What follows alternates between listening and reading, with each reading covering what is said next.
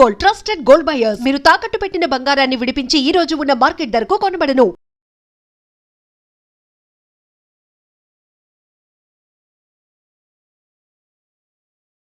నమస్కారం, welcome to I dream. ధర్మ మార్గం విత్ విజిత కార్యక్రమానికి స్వాగతం. ప్రస్తుతం మనతో పాటు ఉన్నారు ప్రముఖులు శివరుద్ర సాధు గారు. ఇప్పుడు వారితో మాట్లాడి మరిన్ని విషయాలు తెలుసుకుందాం. ప్రత్యేకించి మనకు ఆషాఢ మాసం అనగానే గుర్తొచ్చేది ఏంటండి? చాలా వరకు ఆషాఢ మాసం అంటే కొత్తగా పెళ్ళైన అమ్మాయిలు వాళ్ళ పుట్టింటికి వెళ్తుంటారు. ఇంకొక విషయం, ప్రత్యేకించి మన తెలంగాణ ప్రాంతాల్లో ఆషాఢం అనగానే మామూలుగా ఉండదు సందడి, బోనాల సందడి అనేది స్టార్ట్ అవుతుంది. ఆ నెలంతా కూడా మనం ఏ పండుగ అయినా ఒక్కరోజు 2 రోజులు జరుపుకుంటాం, కానీ ఈ బోనాల సందడి మాత్రం నెలంతా కూడా చాలా ఉత్సవంగా జరుగుతూనే ఉంటుంది. అసలు ఎందుకు జరుపుకుంటున్నాము ఏంటి ఇదంతా కూడా ఇప్పుడు వారితో మాట్లాడి తెలుసుకునే ప్రయత్నం చేద్దాం. నమస్కారం అండి. నమస్కారం అమ్మా. గురుగారు, ఇప్పుడు బోనాల ఉత్సవాలు ఇవన్నీ అయిపోయిన తర్వాత రంగం అని చెప్పి పచ్చికుండ పైన ఎక్కి వాళ్ళు మొత్తం భవిష్యవాణి చెప్తారు అని చెప్పి అంటూ ఉంటారు కదా, అసలు ఏంటి ఆంతర్యం ఏంటో తెలియచేయండి. చెప్పిన దాంట్లో ఏం చెప్పాను? కారణ జన్ముల వంశంలో అమ్మ అడిగిన వంశంలో అని చెప్పాను కదా. మరి ఎక్కడ పడితే అక్కడ అలా వచ్చింది చేసింది అన్న విషయం అయితే చెప్పలేదు. నేను చరిత్ర అయితే, మీరు బోనాల పండుగ అనగానే అమ్మన్నా మీరు నా దగ్గర ఎక్స్పెక్ట్ చేసింది ఇది కాదు. మీరు ఎక్స్పెక్ట్ చేసింది ఏంది? బోనాలు, రంగులు, అక్కడ ఉన్న వేప కొమ్మలు, మామిడాకులు, ఆడడాలు, బండారులు, పసుపులు కదా. నేను చెప్పింది బోనాల పండుగ అంతరార్థముల్లో మన సంస్కృతి ఎక్కడి నుంచి మొదలయ్యింది, ఎక్కడి దాకా వచ్చింది. మీరు అన్నట్టుగా అమ్మ ఒక శరీరాన్ని దేవత ఆవహిస్తుంది అని అంటే నేను ముమ్మాటికి ఆవహిస్తుంది అని అంటున్నాను, కానీ నీ అనుమతి ఏమిటి అంటున్నా. ఉజ్జయిన్లో ఒక చరిత్ర చెప్పా, గోల్కొండ ఒక చరిత్ర చెప్పా, బల్కంపేట ఒక చరిత్ర చెప్పినా కదా. అలా ఉన్న చరిత్రలు మరి అందరికి ఉన్నాయా? అందరికి లేవుగా తల్లి. మరి ఆ కారణ జన్ములకి నేను అవమానం ఇక్కడ చేయలేను, కానీ నిజముగా దేవతలని అవమానం చేస్తున్న వాళ్ళని మాత్రం నేను ఎట్టి పరిస్థితుల్లో వదిలిపెట్టేది లేదు. ఎందుకంటే దేవుళ్ళు వచ్చింది మన కోసం, వాళ్ళని భ్రష్టు పట్టించే బతుకులు ఎక్కడి అమ్మా? ఇష్టం ఉన్నట్టు ఆడేస్తున్నారు, ఇష్టం ఉన్నట్టు పాడేస్తున్నారు. ఎవరు అనంటే దేవత అంటున్నారు. అందుకనే సలాకులు మంచిగా వేడిగా సిద్ధం చేయాలి. ఒక ఆయన అంటున్నాడు నిన్న వచ్చి, వామ్మో స్వామి మీ వీడియో రోజు పెద్ద మానిటర్లో వింటుందా, ఇప్పుడు బోనాల పండుగ ఏమవుతుందో అంటే మంచిగా అవుతుంది స్వామి. నిజమే అది.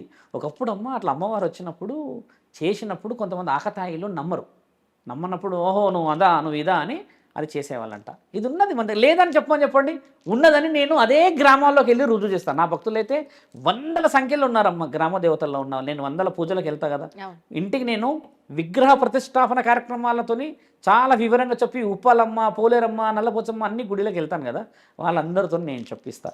ఎందుకంటే నిజం ఉంటే అమ్మ కూడా ఒప్పుకునేదంట. అది కాల్చినప్పుడు అమ్మ ఏమనకపోయేదంట. రెండోసారి కాలిస్తే మాత్రం అదే కాలుతో దనేదంట. ధర్మాన్ని ధర్మంలాగా పాటించురా, శరీరంలో ఆవహించినంత మాత్రాన శరీరాన్ని కాలుస్తే నేను వెళ్ళిన తర్వాత ఏమవుతుంది అని అడిగేదంట. కాలుస్తావు, ఒకసారి అమ్మ భరిస్తుంది, రెండోసారి కూడా అమ్మ భరిస్తుంది, కానీ అమ్మ శరీరాన్ని వదిలిపెట్టిన తర్వాత మరి ఆ కాళ్ళ పరిస్థితి ఏంది? ఆ బిడ్డ బాధపడాలి కదా.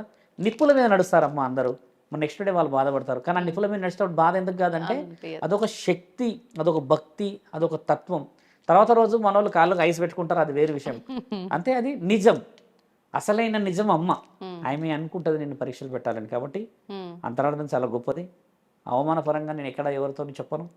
నిజాల విషయం వినడం, చరిత్ర మన బోనాల గొప్పతనమే ఇంత ఉంటే అమ్మా, మన అఖండ భారతదేశం ఎంత గొప్పదమ్మా. ఋషి సనాతన ధర్మం ఇది. కాబట్టి బోనాల పండుగ శుభాకాంక్షలు చెప్తూ ప్రేక్షకులందరూ ఈ పండుగలన్నింటినీ చాలా అంటే బీభత్సంగా పాటించాలమ్మా.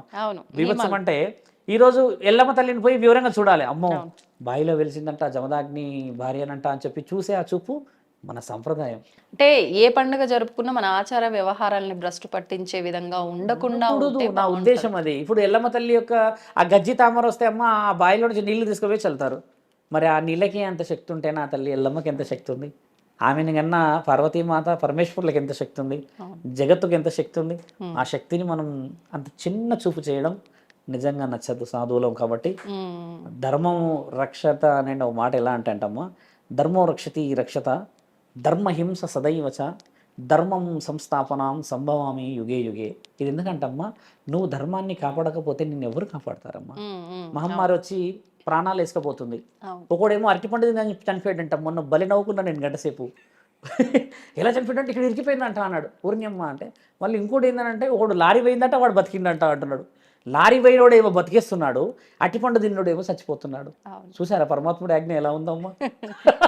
కాబట్టి ఏంటంటే నీ శరీరమే నీది కాదు, అబ్రబ్రహ్మ లోకాలను చీల్చుకొని పరమాత్ముడు రాసిన రాత నీదే కాదు, అంశంలో పుట్టిన వంశం నీవెంత అంటే చిన్న అణువంత. ఈ అణువు ఎందుకు తెలుసా అమ్మ? చిత్రపటం కీర్తిశేషులు అని రాసి ఒక దండేసి ఆ రోజు వస్తే చాలమ్మా. అంతేగాని తీసిపడే అక్కడ అన్నారు అనుకోండి ఆ ఫోటో, ఈ శరీరానికి విలువ వచ్చిందా? మనిషి శరీరం జ్ఞాపకం తల్లి. ఆ జ్ఞాపకం బలంగా ఉంటేనే ఇప్పటికీ ఏడుస్తాం మనం. మా అమ్మ గుర్తుకొచ్చింది, మా నాన్న గుర్తుకొచ్చింది అని ఏడుస్తారు కొంతమంది. ఆ నాన్న ఉన్నాడు, మన అమ్మ ఇప్పుడు మా అమ్మ ఏడుస్తుంది ఒకరోజు, మా నాన్న అని ఏడుస్తుంది. మా అమ్మ వయసు ఇప్పుడు 55 ఏళ్ళు, ఆయన వాళ్ళ నాన్న చనిపోయి కూడా 20 ఏళ్ళు అయింది.